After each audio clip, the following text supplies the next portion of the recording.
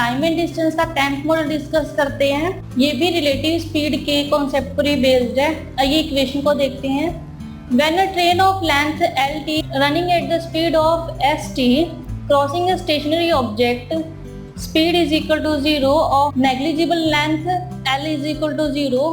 For example, pole, pillar, flag post, standing person or any point. Then ST is equal to LT divided by T.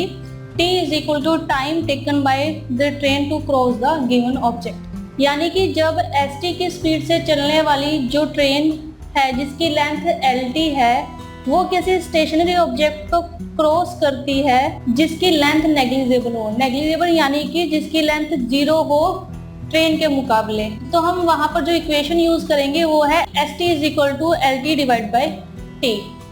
ठीक है, इसके example दिए हुए negligible length के example दिए हुए जैसे कि पोल की अगर हम लेंथ देखें तो ट्रेन की लेंथ के मुकाबले ये 0 है, पिलर की लेंथ भी 0 है, फ्लैग पोस्ट की लेंथ भी 0 है ट्रेन की लेंथ के मुकाबले।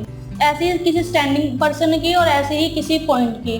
तो अगर हम इनकी लेंथ का कंपेयर करें तो जो ट्रेन की लेंथ है उसके कंपैरिजन में जो इन एग्जाम्पल्स की लेंथ है वो 0 है। तो क्वेश्चन में जब भी जो ट्रेन है इन में से किसी को क्रॉस करे, लाइक पोल को, पिलर को या फिर स्टैंडिंग पर्सन को, इस फ्लैग पोस्ट को अगर इनको क्रॉस करे तो हम इक्वेशन यूज करेंगे ST is equal to LT divide by T।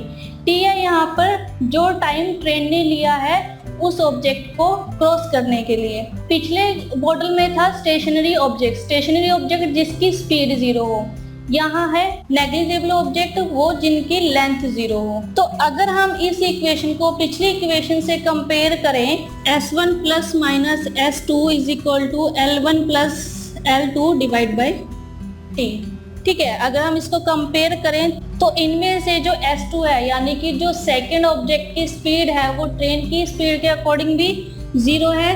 तो यहाँ से ये S2 भी कैंसिल हुआ और जो लेंथ है वो भी ट्रेन की लेंथ के मुकाबले 0 है। तो ये L2 भी यहाँ पर कैंसिल हुआ। तो अगर हम कंपेयर करें तो ये भी 0 है और ये भी 0 है। तो ST is equal to LT divide by T। तो दोनों इक्वेशन यहाँ पर सेम है। इससे रिलेटेड एक एग्जांपल करके देखते हैं।